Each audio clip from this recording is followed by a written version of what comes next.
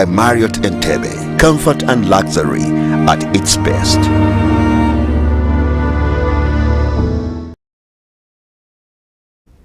Welcome back once again to Issues at Hand here on Church of Uganda Family TV with me, Adrian Austin Mukalazi.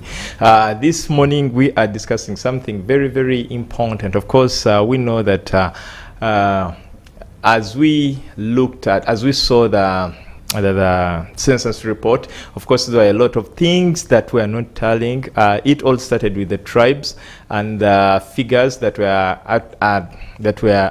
attached to particular tribes, but also there is also something else, and this is now the Uganda National Association of the Deaf came out questioning the statistics, especially for the people. For example, we are concerned about the significant disparity in Uganda's deaf population statistics. According to 2014 data, there were 1,830,642 deaf individuals. However, 2024 show that they were 44,381. Now that of course is already raises questions, and according to UNAD, we urge Uganda Bureau of Statistics to provide clarity on 96% decrease. Furthermore, it's alarming that most of the remaining deaf individuals are 80 plus years, especially with the figures that were raised. It's a pleasure having you this morning. Thank you, Adrian. Good morning, viewers. So tell us about NUDIP and some of the things you take on as NUDIP. Yeah, thank you. NUDIP is an acronym to mean National Union of Disabled Persons of Uganda. We are a Ugandan organization, meaning that we are indigenous, we are born here. We are a membership organization of persons with disabilities in Uganda. And we are an umbrella of all disability categories of persons with disabilities in Uganda. Okay. We are an advocacy organization that aims to have a just and fair society where people with disabilities live in dignity and prosperity. And what we do most is advocacy. And in advocacy, we look at the different laws and policies, different programs of government and other non-state actors to see how they mainstream issues of disability. We empower persons with disabilities to know their rights and demand for their rights. Okay. Then we also economically empower them to make sure that they are not beggars, as people see them as charitable. We want them to do something for themselves so that they can lift their livelihoods, they can manage their families, and they can take care of their special needs. Okay. Yeah, so that's what mostly we do. Okay. That's really good, and we want to commend you for the good work. Now, talking about this discussion, of course, we've seen you refuting the census results. Yes. On which basis do you stand to refute? To refute. Do you have your own census? And who are we? No, we don't do our census because the only authorized body in Uganda to do the census is the Uganda Bureau of Statistics. And with due respect, to respect the work they do, we don't take their work for granted. They've done lots of work with us, especially on the functional difficult studies that they have done, specifically on disability. Those are studies that they go down and assess the different challenges persons with disabilities face, how many are in this category, how many are in the other category. But this particular time, why we come out to challenge the results was that UBOS was giving us the categorization per disability, which was a good thing because previously we used not to have that kind of data, like to know how many are people with visual impairment in the country, how many are people with hearing impairment. Now, what didn't come out well was the prevalence, and this prevalence is what we wanted to ascertain most. Because if there's no prevalence, the prevalence is you looking at the, for instance, when we say in 2014 we had 12.4% persons with disabilities. In this one of 2024, it didn't come out. So it was left to anyone to make their own mathematics. Whoever passed it and failed mathematics, all of us were calculating for ourselves to get the percentages. And when we did our simple mathematics of adding up the 80 categories they gave us, then we also looked at the 45 million that they had declared as the national population. We were getting 5.7%. And that's why we're saying, no, this is too small, because we know people are getting accidents on a daily basis. There are many mothers who are struggling with giving birth and their children are getting cognitive disabilities. Then we are getting many people being amputated due to diabetes and even other complications. They are disabling people. So we cannot say that between 2014 and now, the disabilities have reduced.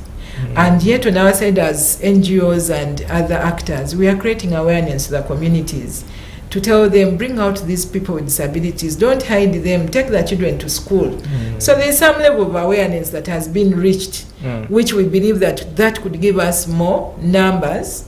And if the numbers are not there and they are not presented in the right way, it presents a wrong picture to government and other planners. There's the whole feeling like, yeah, we have done a lot to reduce the disabilities, yet in the communities where we go and find them, they are actually growing. And that's how we said, no, these figures are not correct. Yes. There's something that came up. Of course, you advocated for inclusion in the census. I think that was made. So were you satisfied that at least all the people you can reach at, or you can get feedback from, were accessed and counted? No, actually, many of us were not counted, me inclusive. I was among those who were not counted. And efforts to count me failed. So there are many more others that failed to be counted. Our colleagues with hearing impairment, you know, the enumerators were told some disabilities are supposed to be seen. So there are people who are, if they are seated, you cannot tell that this person has a disability unless you probe and find out if they have any disability. So the enumerators were not even asking some of those questions. If they see you can talk or gamble to talk, they say, yeah, this one can fill the can answer the questions. So that was a big challenge. And as we're still thinking of what to do about those that were not counted, now the figures came out. And when they came out, they were showing that actually the numbers have gone down. Well, we realize that you've called for a press conference. What are some of the things you want to address in this press conference? Because we realized from the time the results were released up to now, and also because the ED of UBOS has come out to say that they are trying to handle all these all these issues, and they will come in the final report that might be released in December. So isn't this interfering with what is being done? No, we are not interfering. Actually, maybe if we had not come out to complain, they would think that we are comfortable, that all is well. Yet all is not well, and we need this data. We are being left out in many things because they say people with disabilities are few, people with disabilities are not there, people with disabilities are not seen. And all our hopes were really in the census. We did mobilize communities, I want to tell you. All organizations of persons with disabilities were all over the place mobilizing people. Please come out. It matters to be counted. Please, parents, make sure you declare that you have a child with disability. Don't hide these children. Tell them what disabilities they have. If we have that data, that's how we are going to be planned for.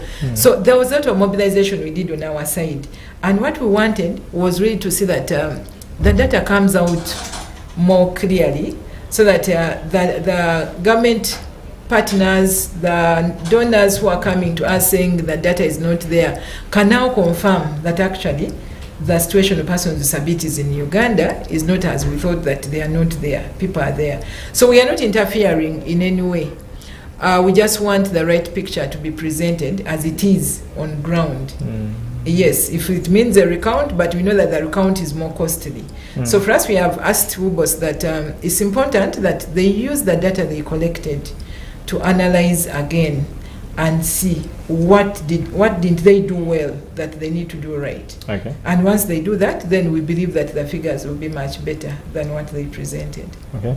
As NUDIP and other players and other stakeholders, do you have any figures that you can base on and say that according to our records and maybe subscriptions, at least we approximate that these are the numbers we have contrary to what WUBOS is providing? We have our statistics, but I've been asked this question severally, but I don't want to declare that as the authentic number. Reason being that NUDIP collects its own data for its own purpose. Okay. Many times we are collecting to report to our donors. Sometimes we are collecting to ascertain a particular situation. So we may not want to rely on that data. Secondly, other organizations also have their own data. That means that if we are going to come to Family TV and say we are, according to our statistics, we have like 10 billion people, it means that we must bring all this data we have in our laptops and use that, which may not be very reliable because there are professional ways of collecting data, and there are reasons why those professional methods were adopted by WUBOS.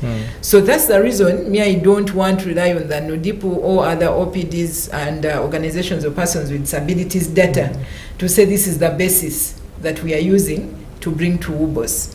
But we are basing on the 2014 census because the 2014 census gave us the 12.4%.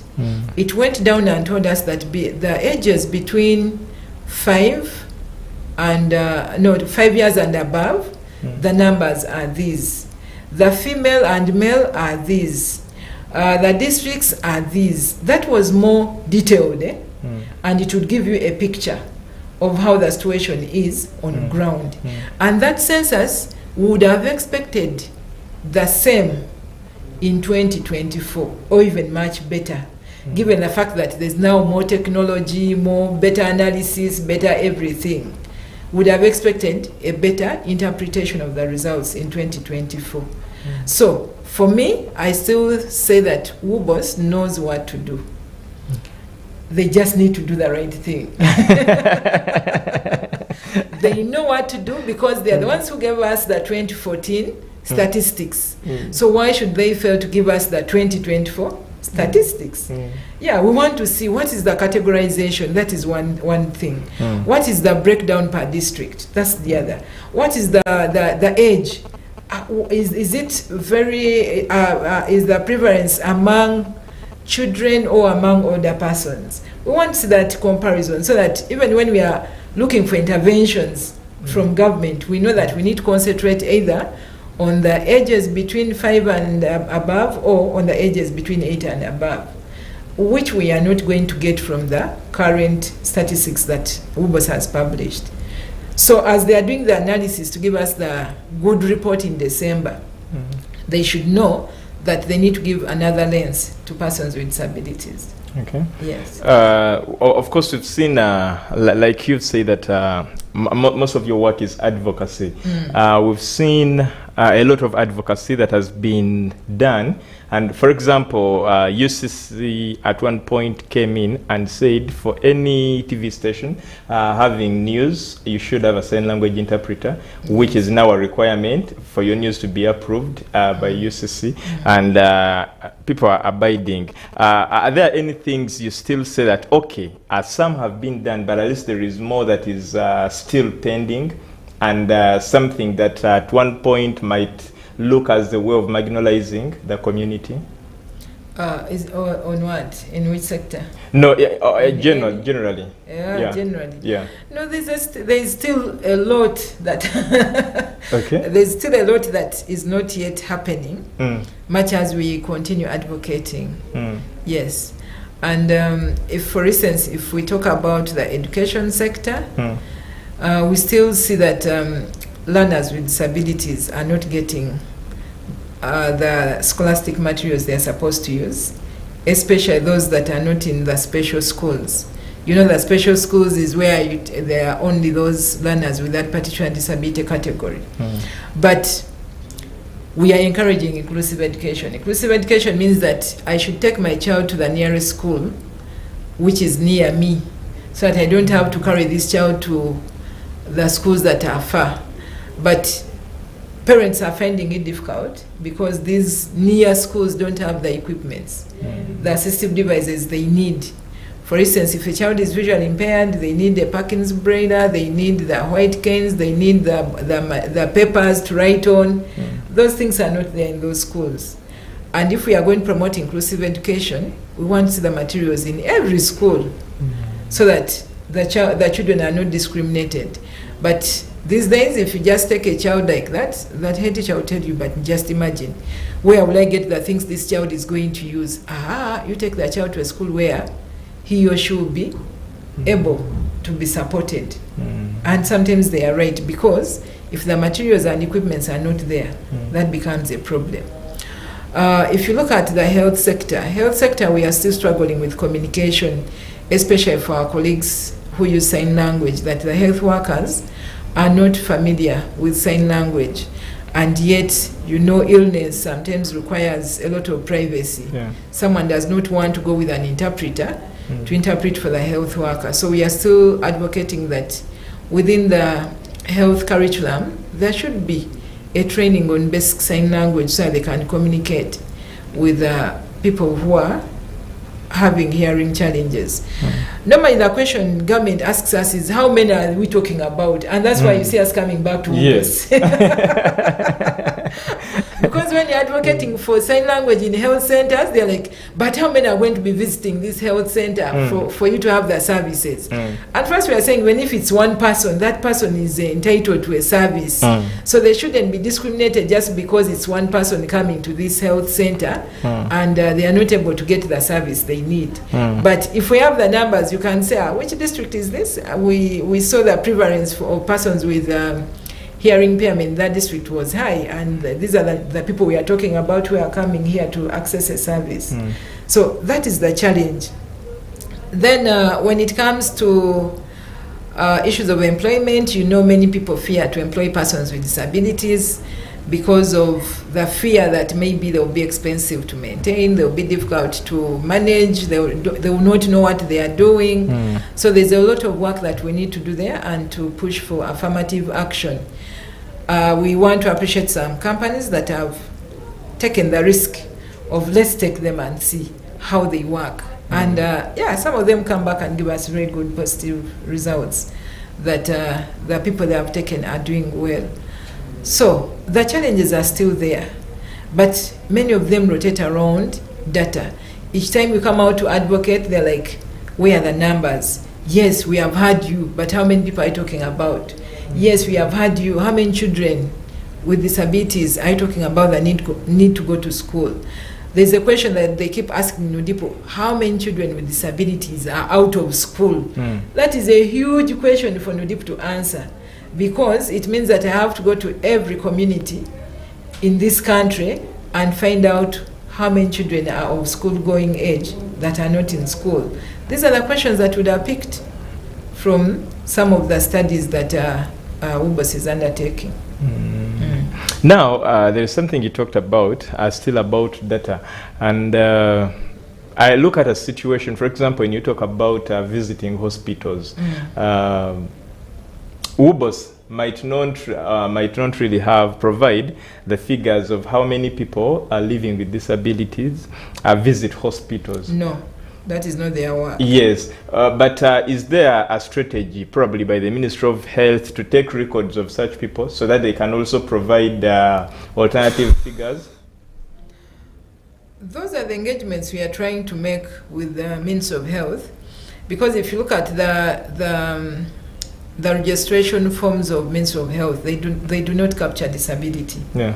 They can capture gender, they can capture tribe, they can capture your age, but they don't capture disability. And we have been engaging them to see that these forms are revised. We haven't yet succeeded, but this is the way to go.